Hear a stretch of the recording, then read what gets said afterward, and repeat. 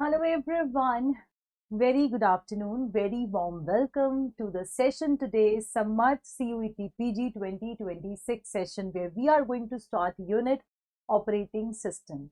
Hearty welcome to all of you everyone. Kindly settle, kindly join, please take your paper and pen out and please confirm before I start off with the very important introduction to operating system. Please confirm my voice is perfectly audible and the screen behind me is clearly visible.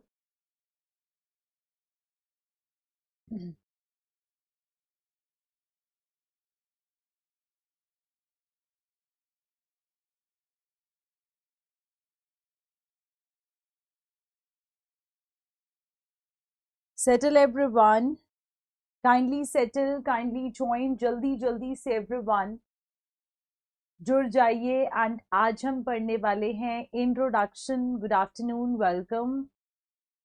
Introduction to operating system. So ये first session है मेरा जहां पर हम अपने paid class session में discussion करने वाले हैं ऑपरेटिंग सिस्टम के बारे में.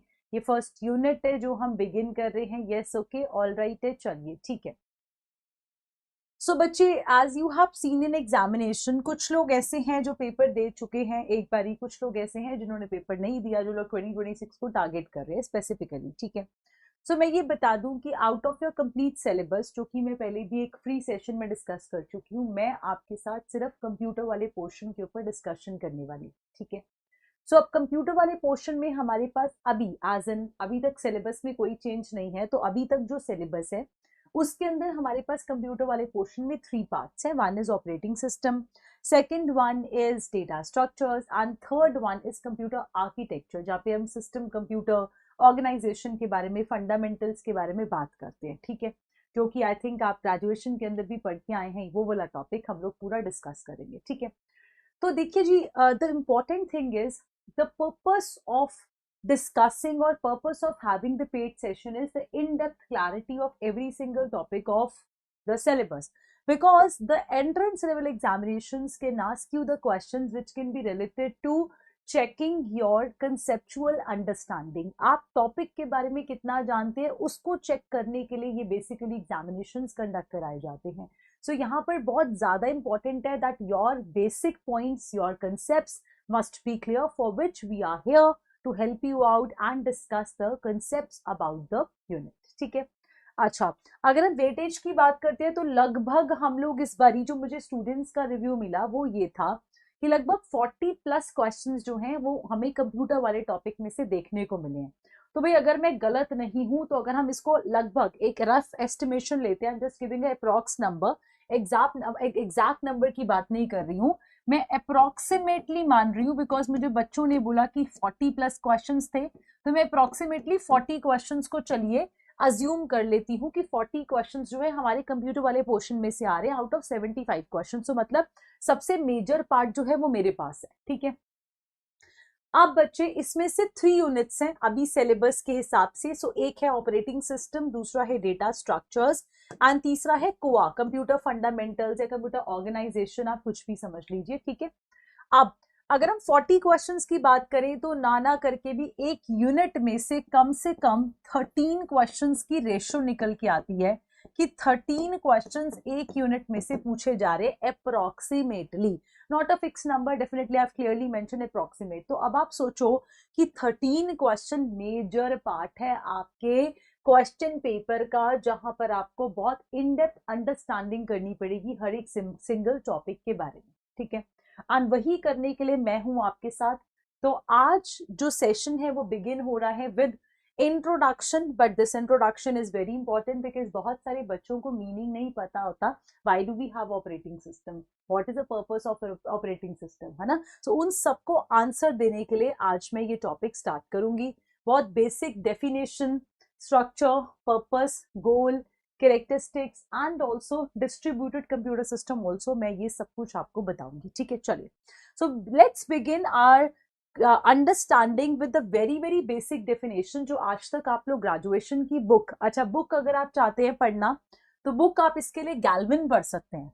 ठीक है. गैल्विन जिसके बाहर डायनासोर बना होता है, वो वाली बुक इसकी स्टैंडर्ड बुक है. तो अगर आप बुक रेफर करना चाहते हैं साथ में, जो कि बिल्कुल अच्छी बात है पढ़ना। तो वो बुक है गैल्विन। इसका पहचान रिकॉग्निशन ये है कि बाहर ना एक डायनासोर बना हुआ है, तो उससे इसकी पहचान है। ठीक है, चलिए okay, all right, so let's begin with the basic definitions जो आज तक हम लोग पढ़ते आए हैं इन बुक्स। स्कूलिंग लेवल पे भी दिस इज अ डेफिनेशन जो हमें पढ़ाई जाती है। वो क्या थी? that operating system is an interface between user and hardware. That means operating system is something which is stuffed between the user, which is at the top level, and the hardware components which are settled at bottom, है ना? इन दोनों के बीच में एक चीज है जो बीच में कम्युनिकेशन करती है, and that is user, and the between the user and hardware is operating system. ठीक है, that means user and hardware are not communicating with each other directly. They are communicating with the help of operating system. So does this really mean कि user hardware से directly deal नहीं कर सकता? No, this does not mean this. Then why do we have operating system in between? Let's consider an example. एक example ले लेते हैं। मान लो कि मैं यहाँ पे खड़ी हूँ लोकेशन नंबर 1 के ऊपर। ठीक है, मुझे मेरे पास कुछ सामान है, कुछ आइटम्स हैं जिनको मुझे लोकेशन नंबर 2 के ऊपर ट्रांसफर करना है इन आइटम्स को। ठीक है, तो अब आप सोचो कि मैं कितना सामान लेके चली जाऊंगी। वो डिपेंड करेगा कि मेरे हाथों में कितनी कैपेसिटी है ना? भाई मेरे हाथों में जितनी जान होगी या मेरे हाथों में जितनी कैपेसिटी होगी, मैं उतना ही तो सामान एक बारी में लेके जा पाऊंगी, है ना? बेटर सोल्यूशन इज कि मैंने क्या करा कि एक रिक्शा वाले भैया को हायर किया। मैंने उनको बोला कि ये लो भैया 50 रुपए, एंड मेरा ये सामान यहाँ से उस तरफ पहुंचा दो। Simple. So now that rickshaw pull over, that person is working on my behalf.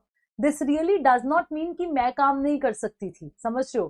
That means here to save time for efficient usages, right? What I did is, instead of I doing that work, I have hired a rickshaw pullover who will be carrying all the items all together and transferring it to location number 2, right? So the purpose of hiring that rickshaw pullover, efficiency. Yes, the purpose is efficient usage.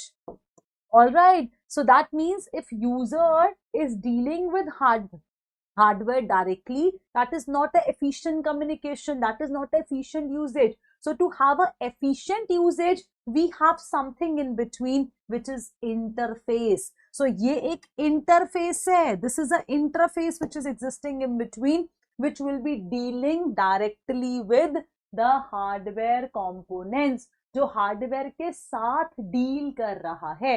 And ऐसा करने से क्या होगा? ऐसा करने से hardware का efficient usage होगा। Yes, hardware efficient usage. We would be able to use hardware in a systematic manner, in an efficient manner, proper usage. Also, along with this, indirectly, there would be time parameter, there would be speed parameter, है ना?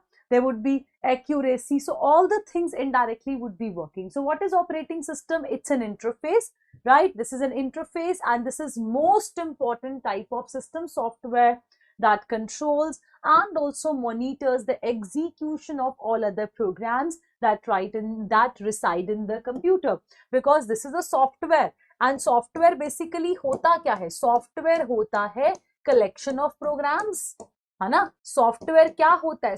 Software होता है collection of programs. So software के अंदर बहुत सारे छोटे छोटे programs हैं, जहाँ पे हर एक program का अपना एक specific function है। जैसे कि मेरे सिस्टम के अंदर, दिस इज माई सिस्टम, ठीक है? Now I am using this PDF file as to represent my content, all right? So there is a software which is specifically working, there's a program which is specifically working with the help of which I can use my PDF, है ना? जिसके help से मैं use कर पा रही हूँ। तो क्या पूरा ऑपरेटिंग सिस्टम लग के मेरी पीडीएफ के ऊपर लगा हुआ है? नहीं। एक ऑपरेटिंग सिस्टम एक सॉफ्टवेयर है जिसमें छोटे छोटे बहुत सारे कलेक्शन ऑफ प्रोग्राम्स हैं। हर एक प्रोग्राम का अपना एक स्पेसिफिक टास्क है।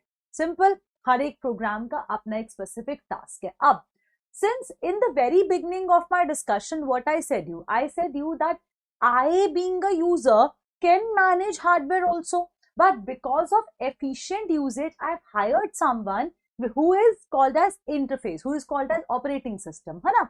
सो कोई मुझे ये बताएगा कि ऑपरेटिंग सिस्टम का सबसे ज्यादा इंपॉर्टेंट काम है क्या? ऑपरेटिंग सिस्टम, ये जो इंटरफेस हमने बीच में लगाया है, वो इंटरफेस बेसिकली क्या काम कर रहा है? The basic function and the main function and the prime function of operating system is management. सबसे ज्यादा ये सब कुछ बिल्कुल जो इसके कैरेक्टरिस्टिक्स हैं, जो इसका गोल है, ये सब मैं अभी बाद में बताऊंगी। क्यों? क्योंकि जब मैं अपनी डिस्कशन कंप्लीट करूंगी ना, तो ये आपको कुछ मुश्किल लगेंगे ही नहीं, या आपके लिए ऐसे हो जाएंगे टिप्स के ऊपर, क्योंकि वो सारे पॉइंटर्स हम ऑलरेडी डिस्कस कर चुके होंगे। सो मोस्ट इंपॉर्टेंट फंक्शन जो ऑपरेटिंग सिस्टम करता है ना, वो करता है मैनेजमेंट। बट किसकी? अभी तो बोला था हार्डवेयर, है ना? तो हार्डवेयर क्या है बच्चे? Resource management is the prime function, सबसे मेन फंक्शन। जैसे हम लोग अपने डेली एक्टिविटीज में, मेरा एक टाइम टेबल है ना, कि मैं इस टाइम टेबल से क्लासेस लेती हूँ, ठीक है। अब अगर उस टाइम टेबल में मानो कुछ इमरजेंसी आ जाए, हाँ, तो definitely if there is a emergency then I have to give priority according to the emergency. Simple. Similarly operating system is also managing task, है ना, सारी चीजों को मैनेज कर रहा है। अब अगर उसके अंदर कोई इमरजेंसी आ जाए या कोई हाई प्रायोरिटी की जॉब आ जाए, then operating system is basically giving chance to that high priority. Same is this happening in our daily life and same happens with system. So वही है ना, operating system क्या है? Operating system is like a manager, a resource manager.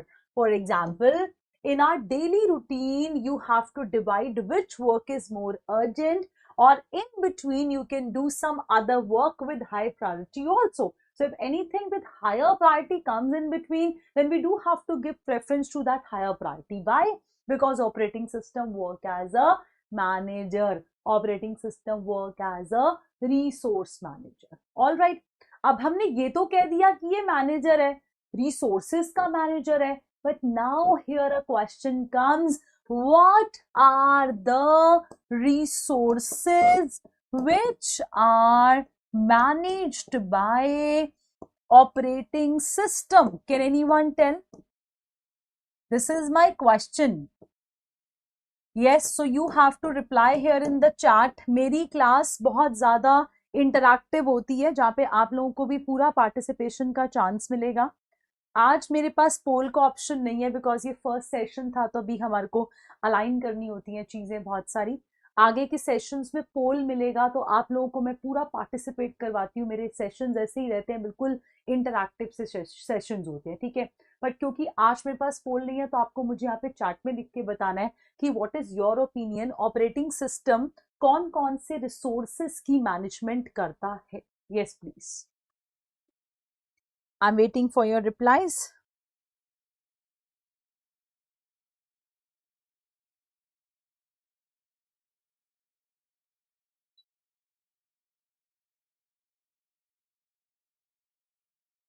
Data packets, okay, Sumant Kumar, Saurabh is saying memory, all right.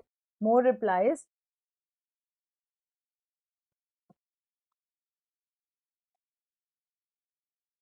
Random access memory, central processing unit.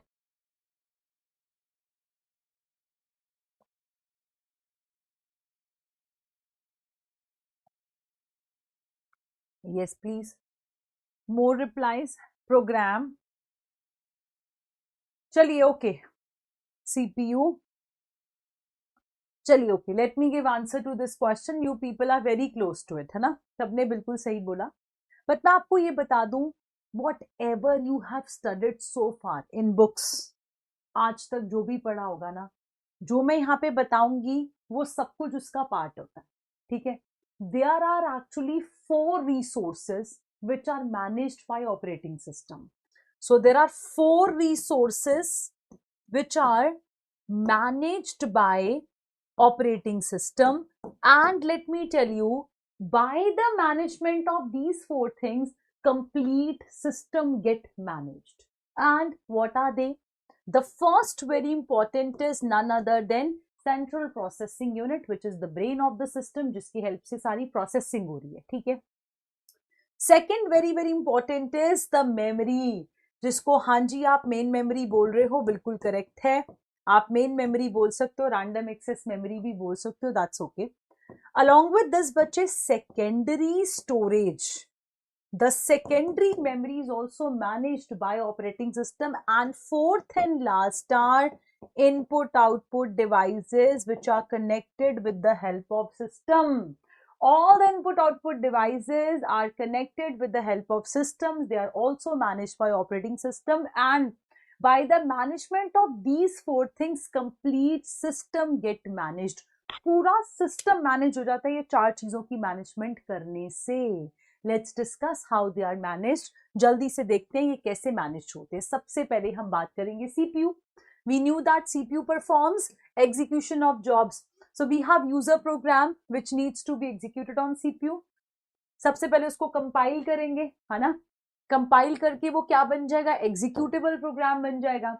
Executable programme कहां पर है, hard disk में पड़ा हुआ है. अब इसको आप कहां पे लाओगे, मेन मेमोरी में. मेन मेमोरी से ये ट्रांसफर हो जाएगा किधर, सीपीयू पे, because you know that anything which needs to get executed has to be here in CPU, central processing unit.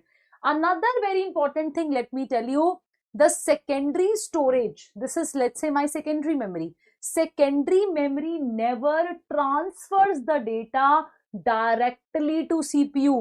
ऐसा नहीं होता.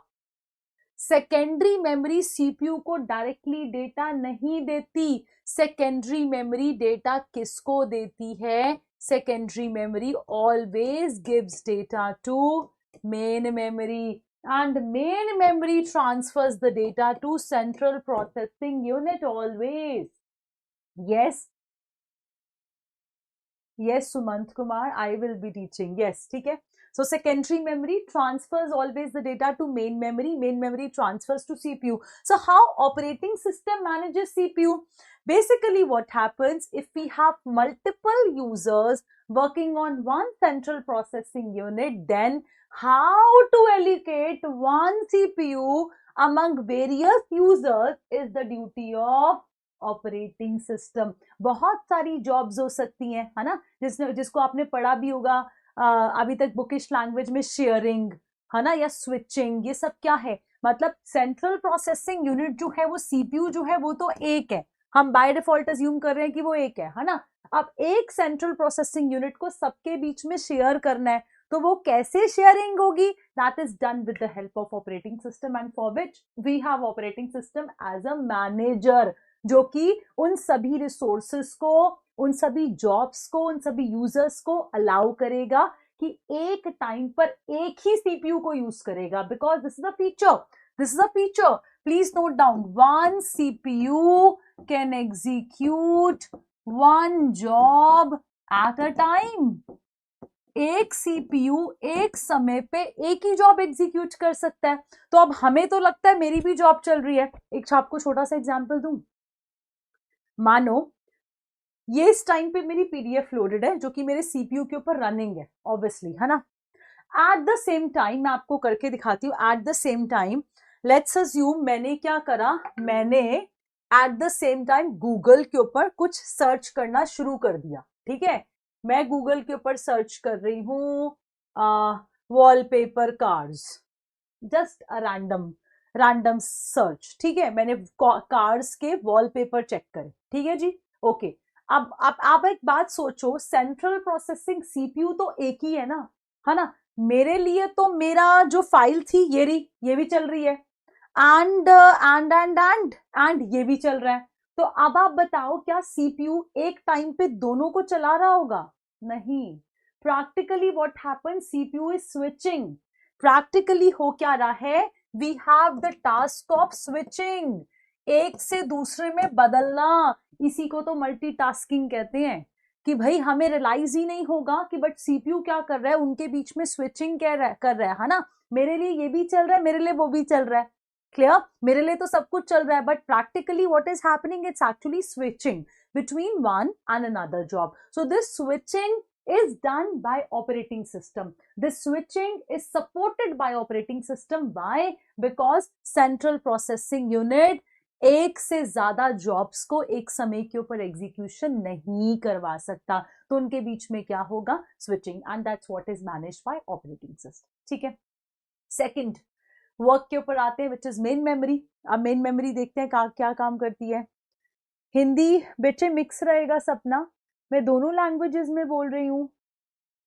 पूरा हिंदी बोलूंगी तो फिर पेपर में क्वेश्चंस इंटरप्रिटेशन में प्रॉब्लम आ जाएगी, पूरा इंग्लिश बोलूंगी तो मैं समझती हूँ कि समझने में प्रॉब्लम आ जाएगी, है ना। इस वजह से मिक्सचर। ठीक है, चलिए आगे चलते हैं। Main memory, now we have to talk about management of operating system, management of main memory by operating system. So whenever, as I said, अभी मैंने आपको पीछे क्या बोला, it is compulsory for execution of any job. If a job has to get executed on central processing unit, then it has to be there in memory. अभी बोला ना मैंने कि मेमोरी से ही डेटा सीपीयू पे जाता है, सेकेंडरी स्टोरेज से, सेकेंडरी मेमोरी से डेटा सीपीयू पे नहीं जाता। इसका reason yes please Sushant, they will be working as separate processors, multi core. वो अपने में हर एक कोर एक प्रोसेसर माना जाएगा, एक सीपीयू माना जाएगा। हाँ जी, yes everyone, can anyone tell me कि भाई the reason for not transferring the data directly from secondary memory to CPU, data secondary memory से सीपीयू पे क्यों नहीं जाता, ये नहीं होता, है ना। सेकेंडरी स्टोरेज डेटा किसको देती है, मेन मेमोरी को, जो कि आगे पास ऑन करती है सीपीयू को। तो मैं आपसे पूछ रही हूँ इसका रीजन कोई बताएगा कि सेकेंडरी से सीपीयू पे डेटा डायरेक्टली क्यों नहीं जाता। यस, सेकेंडरी से डेटा डायरेक्टली क्यों नहीं जाता, you have to reply here in the chat.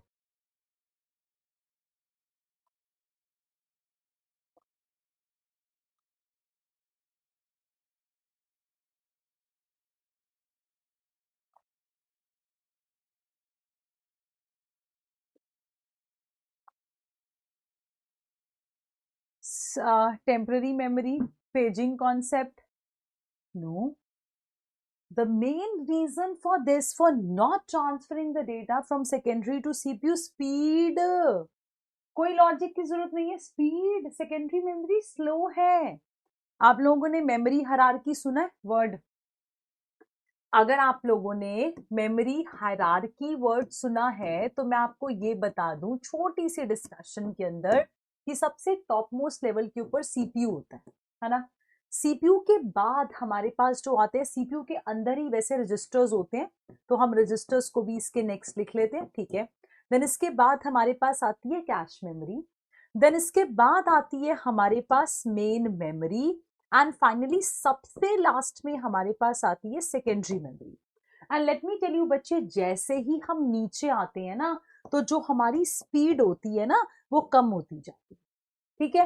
And also cost भी, ये सस्ते होते जाते हैं, क्लियर। और जैसे हम ऊपर जाएंगे तो ऑब्वियसली ये पैरामीटर्स चेंज हो जाएंगे कि जो मेरी स्पीड है ना वो इंक्रीज होती चली जाएगी, and so is my cost, मेरी कॉस्ट भी बढ़ती चली जाएगी, समझ रहे हो। तो मेन रीजन इसका स्पीड है। अगर सेकेंडरी मेमोरी से डेटा हम सीपीयू पे ट्रांसफर करेंगे तो programs would be waiting, deadlock हो जाएगा, समझ रहे हो, सिस्टम के अंदर। इस वजह से यस, इंटरैक्शन इनकी पॉसिबल नहीं है स्पीड की वजह से। That's why data is not transfer directly from secondary to CPU, ठीक है जी। सो मेन मेमोरी के थ्रू डेटा जाता है हमेशा, ठीक है। अब whenever any program has to be executed on CPU, then it should be present on main memory, यही मैंने अभी बोला। किसी को execute करना है तो main memory में तो आना ही पड़ेगा। So in multi-user system, there can be more than one program, so their corresponding data unit and code should be present on the main memory in order to be executed. So what happens, since there can be multiple jobs ना, अभी हम लोग क्या, आज की modern दुनिया में हम मल्टी यूजर सिस्टम में है, तो अगर हम मल्टी यूजर कर रहे हैं तो मल्टीपल जॉब्स होंगी जो कि रेडी होंगी।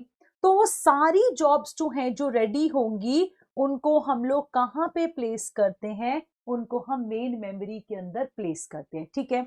मेमोरी के अंदर वन सिंगल ब्लॉक है, it's not a chip, so there can be multiple chips to make one block, and it has to be shared by more than one users.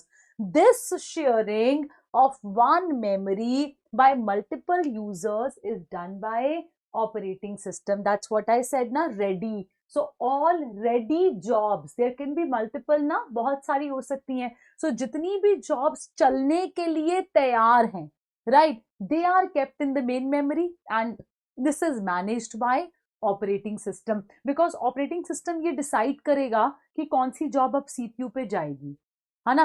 जैसे मैं आपको एक एग्जांपल दूं कि मानो कि सेंट्रल प्रोसेसिंग यूनिट पे जॉब नंबर 1 एग्जीक्यूट कर रही है, ठीक है, एंड मेरी जो मेमोरी है ना, मेमोरी के पास रेडी पड़ी हुई है job number 2, job number 3, job number 4 and job number 5। ये सारी जॉब्स जो हैं ये रेडी हैं, ठीक है, मेन मेमोरी के अंदर रेडी हैं।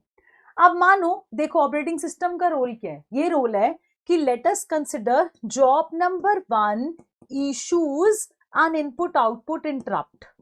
जॉब नंबर 1 ने कोई इंटरप्ट को रेस कर दिया जो कि इनपुट एंड आउटपुट का रिलेटेड इंटरप्ट था, तो अब क्या सीपीयू इसका इंतजार करेगा?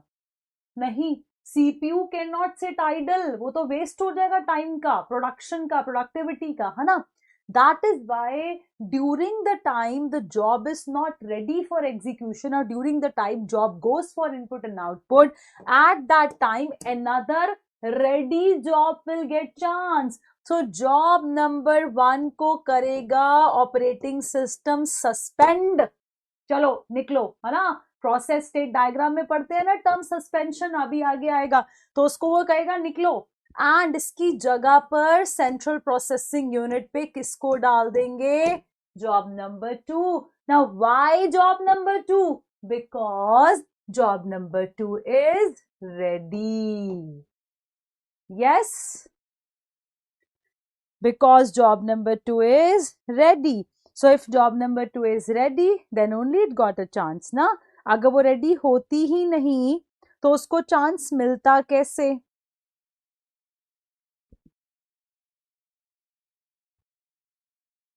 यस, उसको चांस मिलता कैसे, समझ रहे हो?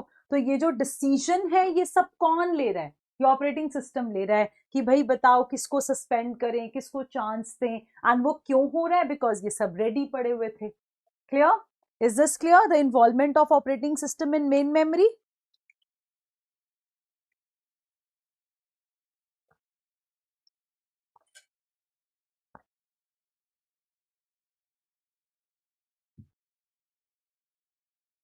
चलिए,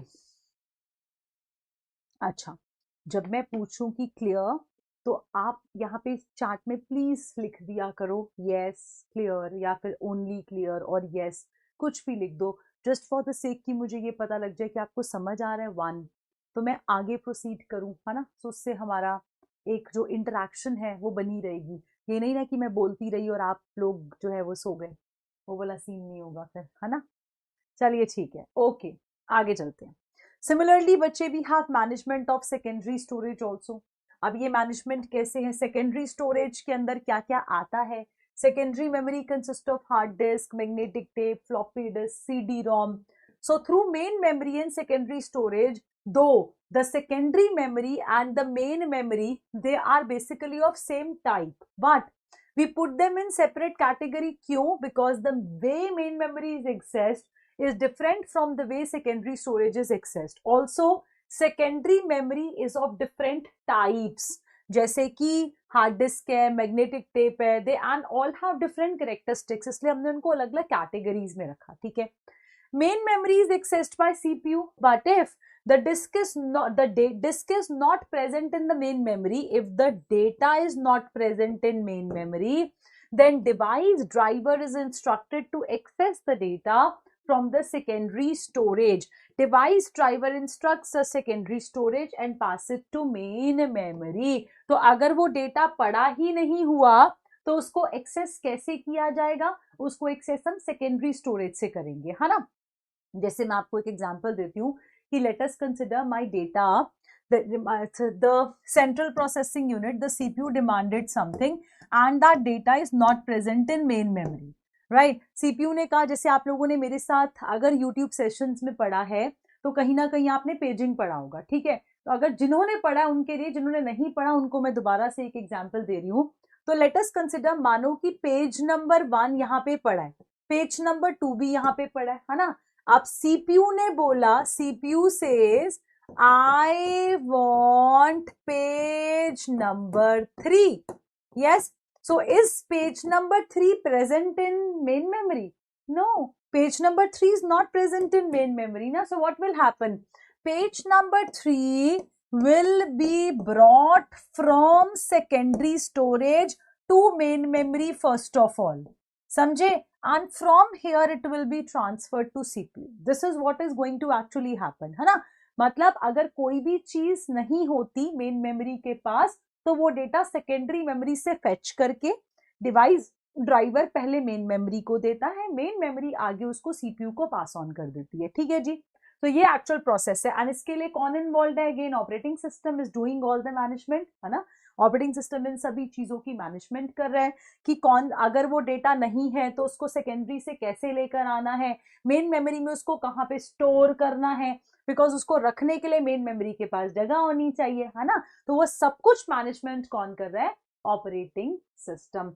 and finally we have the last part which is management of input and output devices. So जितनी भी डिवाइसेस डेटा सिस्टम के साथ कनेक्टेड हैं, जैसे devices through which the data is entered into the system, they are called as input, जैसे कि keyboard हो गया, है ना। and the devices through which information is fetched from the system, उनको कहते हैं आउटपुट, जैसे कि मॉनिटर है या प्रिंटर है ना।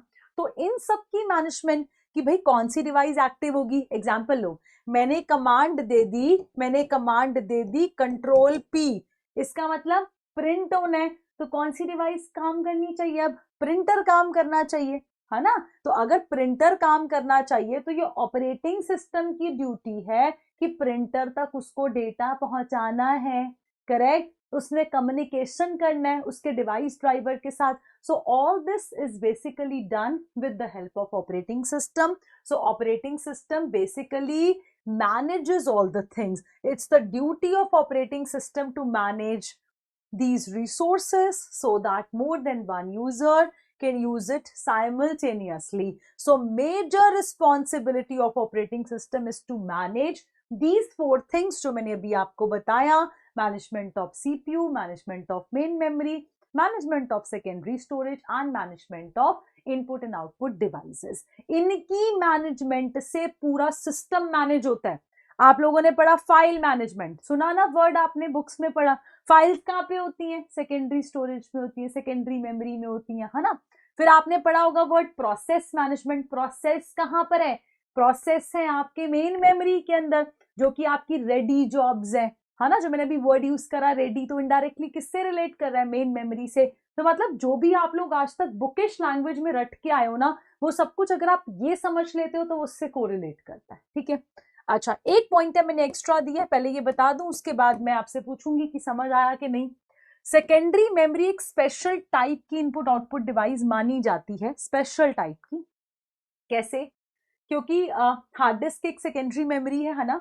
ये डेटा को ट्रांसफर करती है मेन मेमोरी को एंड मेन मेमोरी आगे देती है सीपीयू को। तो it's basically working as a input device. ये इनपुट है डेटा को, sorry it's working as a output device ना, कि अपने डेटा को आगे पास ऑन कर रही है ना। यही होता है ना बेसिकली प्रोसेस, कि सेकेंडरी मेमोरी डेटा को किसको देती है? मेन मेमोरी को, एंड मेन मेमोरी डेटा को आगे पास ऑन करता है सीपीयू को। ठीक है, अब जब भी कोई जॉब सीपीयू के ऊपर एग्जीक्यूट हो जाती है तो जो उसका आउटपुट आता है ना, वो किधर जाता है? वो सेकेंडरी मेमोरी में जाता है। मतलब सेकेंडरी से डायरेक्ट सीपीयू पे डेटा जा नहीं रहा पर आ रहा है। क्लियर? जा नहीं रहा पर आ रहा है। That's what I said. So the processed data files और the output is placed onto the secondary storage. Clear? So secondary storage CPU से जो output निकलता है वो output secondary memory को दिया जाता है, because secondary memory एक secure memory है जहाँ पे डेटा को एज अ बैकअप रख सकते हैं बहुत लंबे टाइम तक। आपने सुना होगा प्लेन क्रैश हो गया, हाँ प्लेन क्रैश हो गया, तो प्लेन क्रैश होने का क्या रीजन बना, उसको फाइंड आउट करने के लिए उसकी सेकेंडरी मेमोरी, उसके रिकॉर्ड्स, उसकी टेप, मैग्नेटिक टेप्स, या वहां से इंफॉर्मेशन को स्क्रैच करने की कोशिश की जाती है ना, basically because secondary memory talks about the backup. This is a backup memory and generally यहाँ पे डेटा डिलीट नहीं होता, इरेज नहीं होता, it's a permanent memory unless and until यहाँ पे कोई क्रैश ना हो जाए, सेकेंडरी मेमोरी पे कोई क्रैश ना हो जाए, तब तक डेटा यहाँ पर जो है सेफ रहता है, because it's a permanent memory, it's a recovery memory. Okay, so this is the main story of operating system. ये इंट्रोडक्शन था. ऑपरेटिंग सिस्टम काम करता क्या है ये मैंने आपको बताया. बेसिकली ऑपरेटिंग सिस्टम मैनेजमेंट का काम करता है, एंड वो 4 चीजों की मैनेजमेंट है जो हमने 1 by 1 डिस्कस करी. चलिए, take your time and taking a pause of 30 seconds. Please make sure आपको ये समझ आ गया. फिर मैं आपको कुछ और बुकिश लैंग्वेज के वर्ड्स दिखाऊंगी.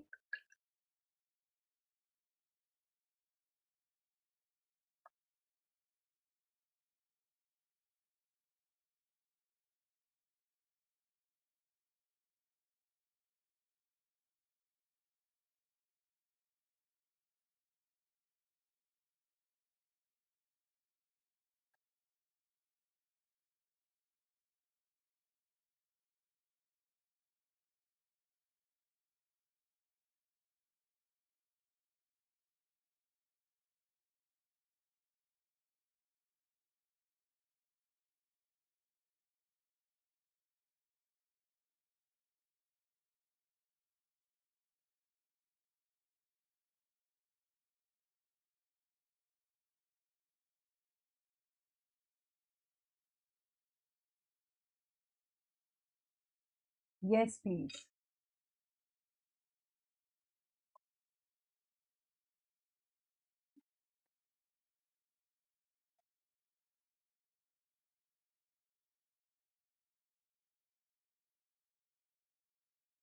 Okay, Sumant Kumar, that's what is the duty of operating system.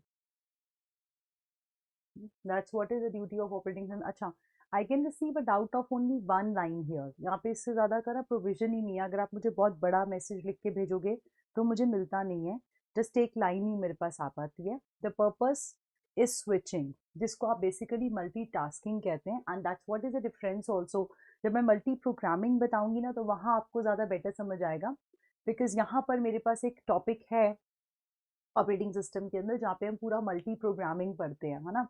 तो वहां पर I think you will understand this thing better. Okay, चलिए let's proceed. So now let's see. I have added everything in your notes. Let me show you also. मैं आपको दिखा देती हूँ. ये सब कुछ मैंने आपके नोट्स का पार्ट है, एंड जो ये बेसिक थ्योरी जो आज तक आप पढ़ते आए हो, है ना, वो भी इसी के अंदर है. जैसे स्ट्रक्चर आपको पता है ना, ये ऑपरेटिंग सिस्टम है बीच में, ठीक है, यूजर एंड हार्डवेयर के बीच का इंटरफेस. एंड इसमें क्या है, operating system consist of system, software, application, software, है ना. ये भी मैं आपको आगे बता दूंगी कि बेसिक टर्म्स क्या है, ठीक है. ओके, हार्डवेयर में मैंने आपको 4 चीजें बताई. 4: CPU, random access memory, input output memory, and also I talk about secondary storage, है ना. सो 4 कंपोनेंट्स मैंने आपको बताए. Then we can talk about the user. User is a layman जो टॉप लेवल के ऊपर बैठा होगा, एनी प्रोफेशनल, एनी पर्सन. हाँ, एप्लीकेशंस क्या हो सकते हैं, सॉफ्टवेयर हो सकते हैं that user wants to use. Operating system के बारे में हमने बताई दिया. It's a bridge, it's a interface. किसके बीच का, यूजर एंड हार्डवेयर के बीच का.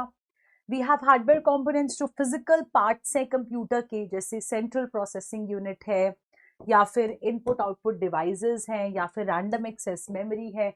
ये सब जो है ये हमारे हार्डवेयर कंपोनेंट्स हैं, ठीक है. पर्पस के बारे में बात करते हैं. मैंने अभी बोला मेन पर्पस क्या है, रिसोर्स मैनेजमेंट.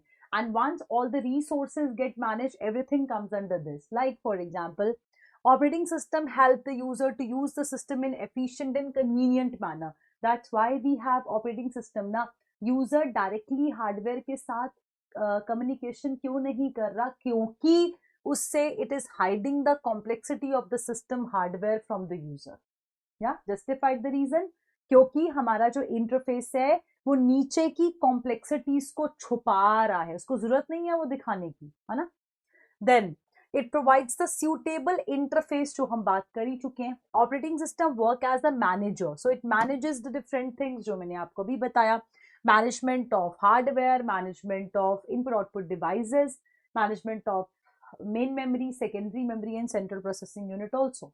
देन ऐसा कि अभी मैंने बोला था, one student was also asking, Sumant, ये रहा ना वर्ड आपका again, multitasking, where it can perform several task on computer at one time, but practically what is happening, there is a switching. हाँ, जो कि we being a user can not analyse, right. It is used for maintaining security throughout the through the authorized process, since we have feature of passwords and user IDs and all, है ना. So ये duty है उसकी हमारे at all levels security को maintain करके रखना. The goal of operating system is to create the user friendly environment. देखो कितना सिंपल है यूज करना, आप कितने सिंपल तरीके से सिस्टम को ऑन करते हो, है ना. बड़ सिंपल सी इंग्लिश लैंग्वेज में लिखा होता है जो आपको समझ में भी आ जाता है. तो मतलब ये एक यूजर फ्रेंडली एनवायरनमेंट दे रहा है कंप्यूटर के अंदर, जो कि एक्सेस करने के लिए यूजफुल है सिस्टम के सभी रिसोर्सेस को. आपको फ्रंट एंड के ऊपर नहीं पता लग रहा कि किस लेवल के ऊपर रिसोर्सेज यूज हो रहे हैं, but practically operating system is managing them, है ना. चलिए, the primary most important goal is to optimise. Optimise का मतलब होता है बेस्ट यूज करना. किसको? रिसोर्सेस को.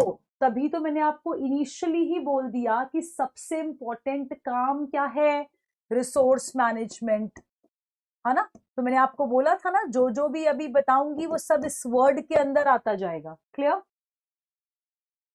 Obviously if we have management better, throughput of the system will be maximised. System अच्छा काम करेगा, बेटर परफॉर्म करेगा, है ना. कैरेक्टरिस्टिक्स की बात कर लेते हैं ऑपरेटिंग सिस्टम के. अगेन वही वाले वर्ड सारे. मेमोरी मैनेजमेंट आप पढ़ चुके हो, प्रोसेस मैनेजमेंट भी मैंने आपको बताया, रिसोर्सेस को एलोकेट करना, डी एलोकेट करना. अभी आपको बोला ना, जॉब नंबर 1 ने लेट्स से इनपुट आउटपुट का इंटरप्ट रेस कर दिया, तो जॉब नंबर 1 को सस्पेंड कर दो, निकाल दो जॉब नंबर 1 को, उसकी जगह पे किसको लाओ, जॉब नंबर 2 को लाओ. तो एलोकेशन, डी एलोकेशन किसका, रिसोर्सेस का, है ना. Then comes device management. Device management भी हमने बात करी, all the devices, whether you talk about input devices, output devices, ठीक है. Then comes file management. File management, files किधर होती हैं बच्चे, फाइल्स होती हैं सेकेंडरी मेमोरी के अंदर. तो decides who will get resource, allocation and deallocation of files, है ना, of the resources, that all again will be done here. Throughput होता है the amount of work done in a unit time. Throughput is the amount of work done in a unit time. एक unit में, time के एक unit में कितना काम हुआ. जैसे एक एग्जांपल लेते हैं कि मेरा जो सेशन है 1 आवर का, वो 1 आवर एक यूनिट है, ठीक है. 1 our is the time unit, ठीक है. टाइम का यूनिट है, मान लो कि ये टाइम यूनिट है विच इज 60 मिनट 1 आवर. सो अभी कितना काम हुआ, कितनी प्रोडक्टिविटी आई इस 1 घंटे के अंदर, उसको कहेंगे थ्रूपुट. क्लियर? कितनी प्रोडक्टिविटी आई, कितना काम हुआ इस 1 घंटे के अंदर, that is called as throughput. तो throughput is the amount of work done in a unit time, right. Then we have control over the performance of the system. This is also responsibility, since it keeps the track of records between the delays, request for service and from the system. ये हर चीज का track रख रहा है, request कब आई, उसमें process करने में कितना डिले हुआ, तो पूरे परफॉर्मेंस के ऊपर ट्रैक है. Security obviously preventing unauthorised access, because अभी मैंने आपको बोला we have feature of passwords, user IDs, है ना. We also have error detection aids existing, हाँ. So we have production of traces, dumps, error messages आते रहते हैं, पॉपअप होते रहते हैं, है ना. So वो क्या है, error detection features भी इसके अंदर exist करते हैं. And along with this, it has job accounting, which basically keep track of resources and time, which is used by various users and various jobs. So various users, various jobs, कौन कौन से resource को कब कब use कर रहे हैं, कितने कितने समय के लिए use कर रहे हैं, हर चीज की accounts रखना, हाँ, हर चीज का एक data रखना, that is also responsibility of operating system. So operating system all in all is controlling everything. सारी चीजों का जो कंट्रोल है ना, वो ऑपरेटिंग सिस्टम के हाथ में है. एंड वो सब कुछ वही है जो मैं आपको बड़ी सिंपल सी भाषा में बता चुकी हूँ, वो ये वाला कि resources managed by operating system. There are 4 resources जिसकी मैनेजमेंट अगर आप समझ गए तो आप पूरे सिस्टम का कंसेप्ट समझ जाओगे, ये ऐसे काम कर रहा है. Is this clear? Error detection aids. Error detection aids basically are the popup messages, जो कि आपको बताते नहीं है. कई बार होता है ना कि लिखा हुआ आता है सिस्टम हैज थ्रेड्स, है ना। एरर डिटेक्टिंग एज जैसे कोई थ्रेट है या कोई पॉपअप मैसेज करके बता रहा है, सो वो ऑपरेटिंग सिस्टम के अंदर एग्जिस्ट कर रहे हैं।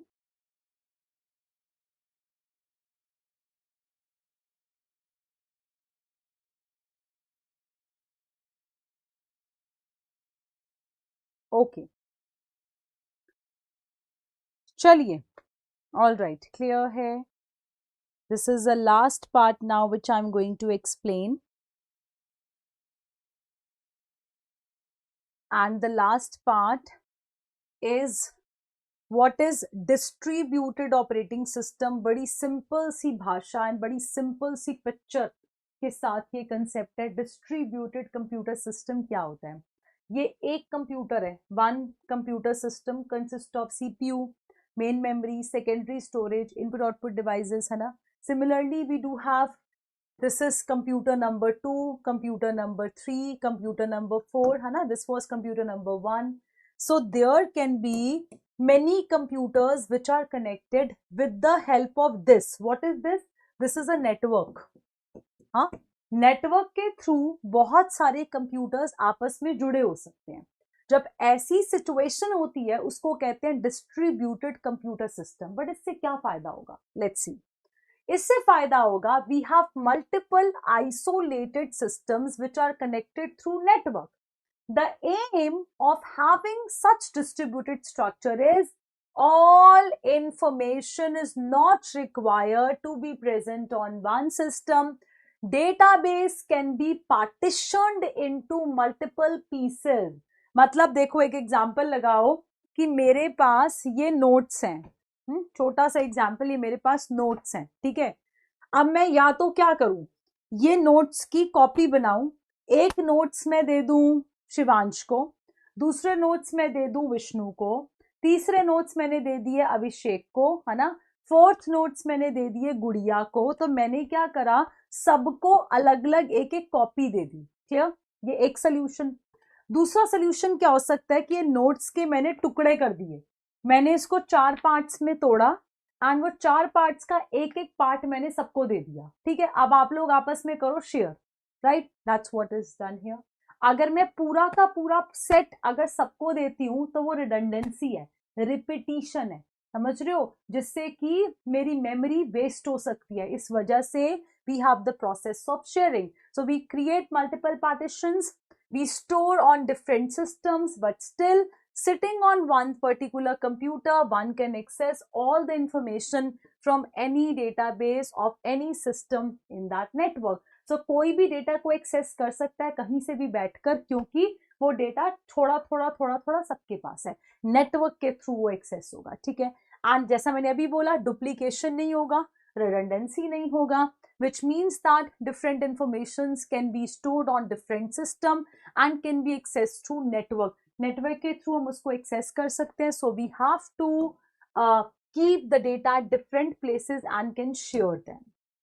है ना, सब लोग उसकी शेयरिंग कर रहे हैं। सो ये होता है हमारा distributed computer system.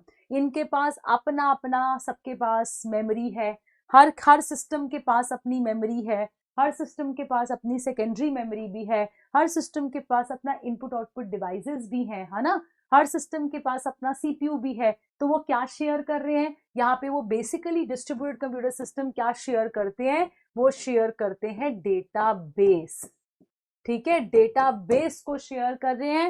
And database की शेयरिंग कैसे हो रही है? हम डेटाबेस को टुकड़े कर रहे हैं, पार्टीशंस कर रहे हैं। क्लियर? नेटवर्क के थ्रू वो एक्सेस कर सकता है। आइसोलेटेड का मतलब होता है अकेला।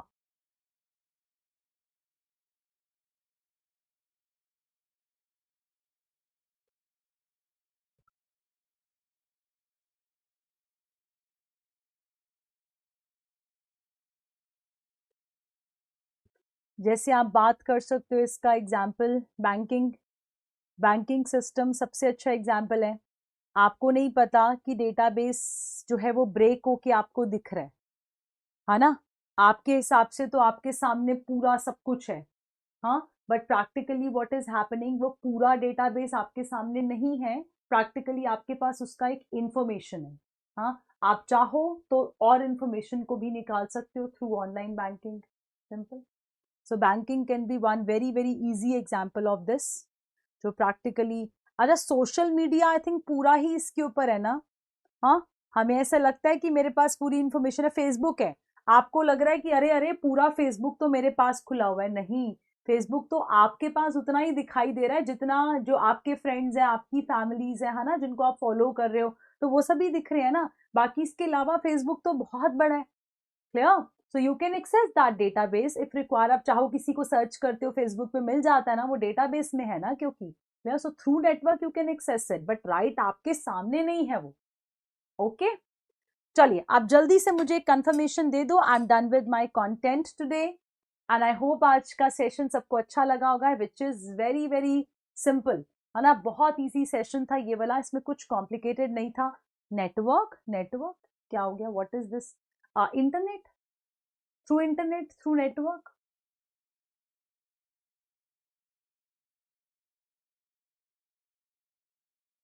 Okay, class timing, no, I have no, Sumant, it is fixed to 1 p.m.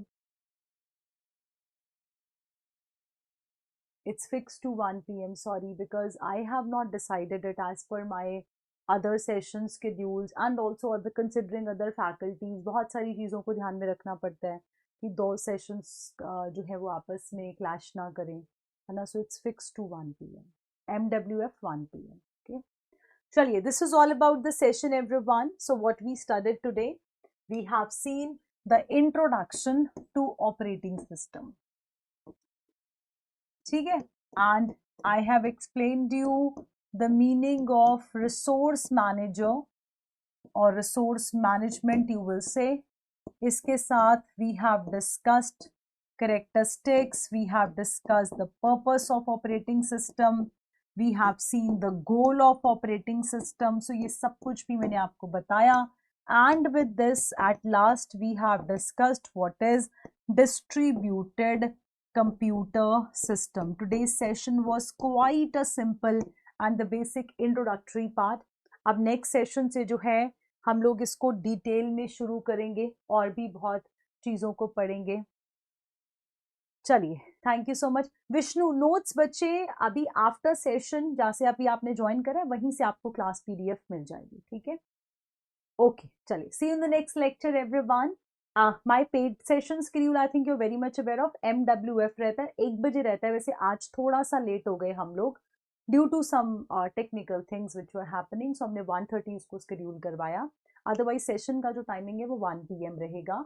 So MWF 1 PM है, ये मेरा पेड सेशन है, पेड का टाइमिंग है, प्लीज नोट डाउन।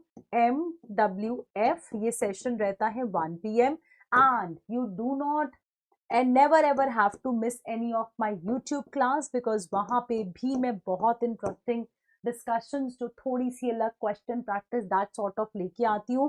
सो वो मेरा TT है, जैसे MWF 1 बजे है तो TT ट्यूसडे थर्सडे जो कि कल आएगा, तो मैं सुबह आती हूँ 11 बजे, ठीक है। So do not miss any of my class. मिलूंगी रोज 3 दिन पेड में एंड 2 दिन यूट्यूब के ऊपर, ठीक है जी। चलो, कल मिलते हैं ट्यूसडे सुबह 11 बजे। Bye, God bless you.